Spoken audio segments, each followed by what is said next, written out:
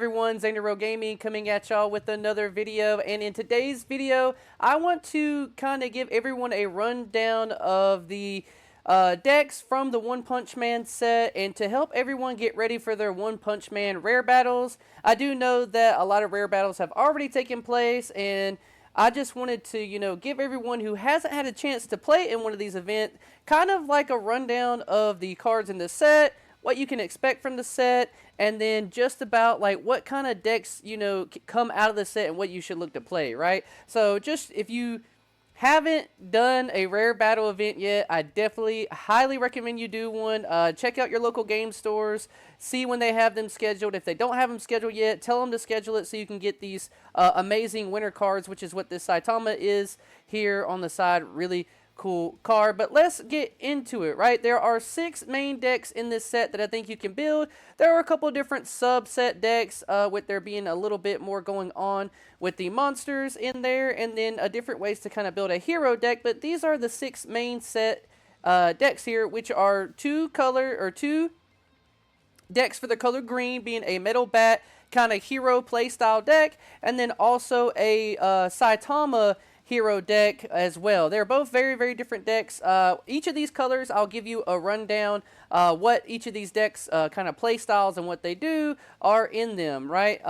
In yellow, we have Terribletornado as one of the yellow decks. Her deck with her sister, they combine to make a deck together in yellow. And then Saitama yellow deck. Yes, Saitama has 2 different colors and 2 very different decks that you can play, and he is the main character, so it makes sense. But he is also in yellow. The other color that we have in this set is red, and red is a really cool color too. You have Speedo Sound Sonic as your main character in one of the decks, and then the other focus of the other red deck in the set is going to be Garou. So really cool characters that they picked to be kind of the highlights of some of these decks. But let's get into the colors, and in the first color, I have these graphics up here is to show you that red. And what is red all about? The main thing red is about is aggressive playstyle. In this set, red is really, really aggressive. And both of our decks here, the Speedo Sound Sonic and the Garou, are both of those type of style decks. So if you're going into this rare battle event and you want to play, a aggressive red deck, or aggressive style deck, then red is probably definitely your color, especially this Speedo Sound Sonic deck. This deck is really, really good. It is definitely one of the top decks in the game, definitely a top 10 deck, I think, in the meta conversations for sure, because it's really, really strong. The difficulty / range of this deck, I give it 3 stars, 3 out of 5, as the difficulty for the deck. Let me move this over here. Now y'all can see it. There we go. Sorry about that. But the difficulty of this deck, 3 out of 5 stars. It is a early game deck, meaning that you don't ever have to really go over the 4 energy. And in most cases, to me, if your deck starts off with 3 to 4 energy to get live, then it is an early game deck. The reason that the deck is 3 to 5 stars, is because you can really mess up with this deck. Your plays in a turn of how you attack and then bring up another character and then do all those things, and then also have to manipulate your sideline to draw cards, does make it a little bit difficult to play, and that gets into the gameplay style. What does Speedo Sound Sonic want to do? Well, it wants to get in multiple attacks by switching their characters through, and you can see that here. At the end of this character's attack, if you have 3 or less cards in your sideline, and there are no characters on your opponent's front line with 6,000 more base BP, you may swap this character with a Speedo Sound Sonic on your energy line. So you just get to swing, get another body up, and you can start doing this really, really early. And then it also draws and manipulates your sideline. So you can see here that when played, you place 3 cards from your sideline into your removal. If you do, you draw a card. So you're trying to manipulate your sideline a little bit. I really would have put this deck at a 4 of on the difficulty, but I do believe that it's not quite that difficult because the play that you're doing are the same 2 or 3 plays, so it's not very complex. There's not a ton to think about. You're just trying to get into that combo play, so I think a 3 out of 5 stars is not bad for that. So if you're looking for the most aggressive deck in the set, it is definitely Speedo Sound Sonic, because it is the premier aggressive deck in the Unionarena trading card game, I think, at the moment. It's definitely one of the top 2 most aggressive decks that you could play in the game. So going on to our other red deck, we do have Garou here, and Garou was Definitely one of my favorites. I like Garou a lot. He's super cool. And I was building this deck, but I had to trade my stuff away to bling out my sister deck. But that's beside the point. Difficulty and range of Garou. What does Garou have going on? I say 2 out of 5 stars for his difficulty, and he is definitely a mid-range deck. Don't be conflicted here with the 6 energy because this is one of our Garou raids, but the deck does run other Garous that you can drop down. This 3-cost Garou, who is a 4K body, and you can really put the pressure on your opponent really early. So that's why I'm saying it's a mid-range deck, because you do want to eventually get to this 6 energy to play this Garou, but there's nothing crazy about that. You can win the game with the smaller Garous if you really need to. So I put it as a mid-range deck, and it's not very hard to play, even though it does have a little combo situation going on. So the gameplay, what is Garou trying to do? You're trying to fuel your sideline, similar to how Speedosonic Sound is doing, but you don't have to worry about manipulating that sideline. You just want to get a certain number of cards, because the main Garou here, all of the Garous get a certain value depending on how many cards you actually have in your sideline. So this is the main one. He gains all these abilities listed for each of this amount of cards you have in your sideline. 5 or more when attacking, draw up to 1 card, so you get to get draw power. 10 or more, he goes up to 4,500 BP at impact 1. 15 or more is the doozy. You gain another 500 BP, and once per turn when this character attacks and is not blocked, you switch it to active, so it really puts your opponent in a tough spot where when you swing with this guy, they're like, wow, if I don't block, he's just going to get another check anyway, so I either have to block and take the impact or just take the 2 swings, and he's going to draw a card. It's just really good, because that when attacking draw a card is not once per turn, so it's really strong. You're going to let them get some cards back to their hand. So gameplay, swing with stat increases. We said that off the card here. And then you play out strong bodies. Like I said, there is an early Garou you could play that is a 3-drop 4K. And it is super strong. So Garou is a very aggressive deck. And it's not hard to get into this Garou and get all of these, this 15. I think every time I've played against a Garou, they've been able to get this guy down with 15 or more. It doesn't take you very long, because there is a site that lets you, cycle through your deck, and you have other cards that let you put cards into your sideline. But a really good strong deck. This will be a good one, I think, for beginners if you're new to the card game, to pick up Garou from this set if you're wanting to participate in a rare battle. And I think that Garou will go a long way for you. It's really fun. It's strong bodies. It has a not crazy amount of stuff going on. It really just kind of puts strong bodies on the board that your opponent has to deal with, and you're kind of playing your own game while trying to put pressure on them. Really good card for sure. And his kill spell is a little interesting too, because you can force your opponent to block your attacks, which is really cool, and you're going to get value off of that. But that is red. Those are the 2 decks. Going into our next color is green. What is green? Green is patient. That's what I'll say of green. The 2 heroes, the characters we have as the main decks are going to be a Saitama and a metalbat. We'll touch up on the Saitama first, difficulty/range.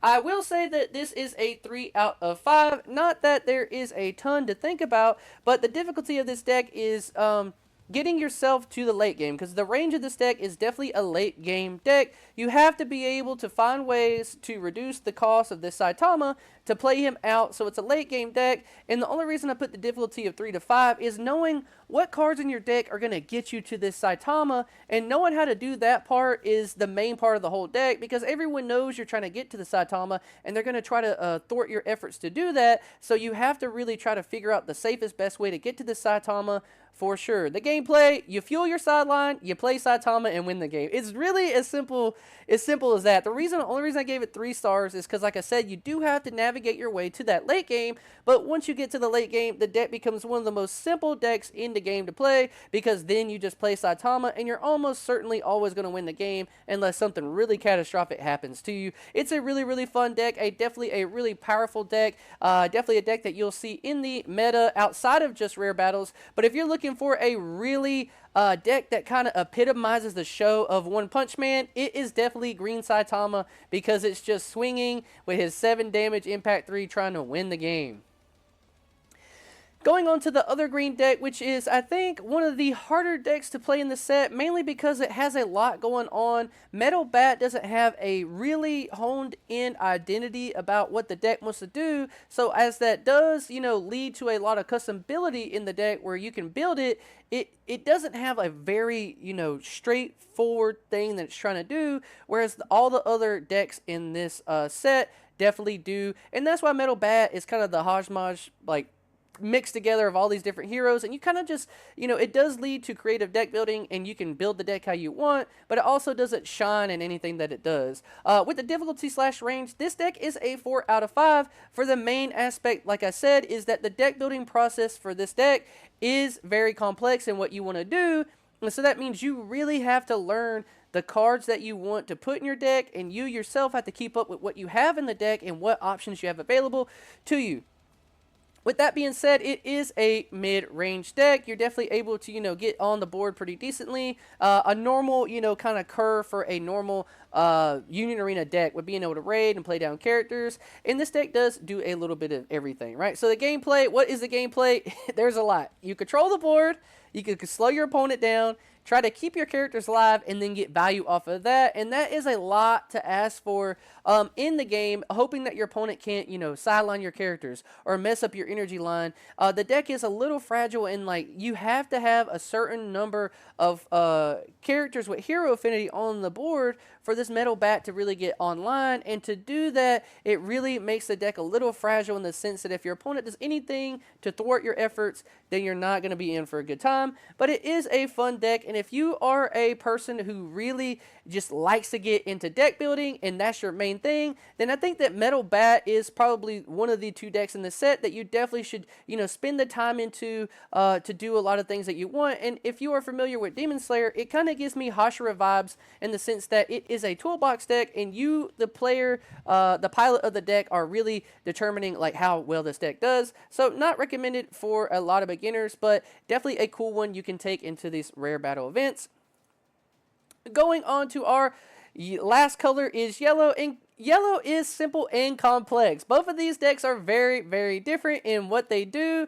So yellow doesn't fit as much of a theme as the other 2 do, because both of these decks are very, very different. On one side you have the Saitama, which difficulty range, this is a 1. This Saitama is very, very easy to play because it does very set things. It's going to damage your opponent. You're going to get to do free damage to your opponent with your event, the Serious Punch. And I say a 1 because there's not a lot the deck is asking of you, the player, to do. And then all the cards are very clear about what they're asking you to do, right? And it's easy deck to play, I promise you. And a lot of the cards you play are all the same characters. Like, you're running your Genoses, you're running your Saitamas. I think that if there's one deck, if you're new to the game, I would say that Saitama, this yellow deck, is the one to go for you if you're just trying to learn the game, because he does some really cool things. You put powerful bodies on the board. The Saitama has protection from your opponent's effects that they can't be removed, so it makes it very simple for you to play. You're playing your game, you're trying to win, and your opponent really can't do a whole lot to stop your Saitamas from really wrecking their game plan. With that being said, it's an early to mid-range deck. There's nothing crazy in build-up that you need to do for this deck. Yes, 5 energy can be an issue sometimes, but not really, because you have a lot of double energy generators in the deck. Gameplay. You play strong characters, for sure, because Saitama is 10,000 BP. The Genoses are all strong. You have really strong characters in the deck. You play those down. They get you through the, early to mid game really well. And then the Saitama comes near the end of the mid game to, clear out your opponent. And then it is very adaptable. This deck does a little bit of everything, but it is very honed in on the couple of things that it likes to do. You can really adapt to whatever your opponent tries to do to you, because you have the Saitama as a safety net. And then you just apply constant pressure with your opponent by having these Saitamas that are going to keep coming down and require them to answer it. It's just super, super strong. This deck is really, really good deck. It is definitely a meta deck, so if you're looking for a deck to build that isn't very expensive as well, and you want a deck from this set that can kind of like help you go along in Union Arena, I definitely recommend Saitama. Alright, going into the other yellow deck is the Esper Sisters deck with Terribletornado and the Hellish Blizzard, and this deck is very complex. It's not easy to play. Difficulty range, 4 out of 5.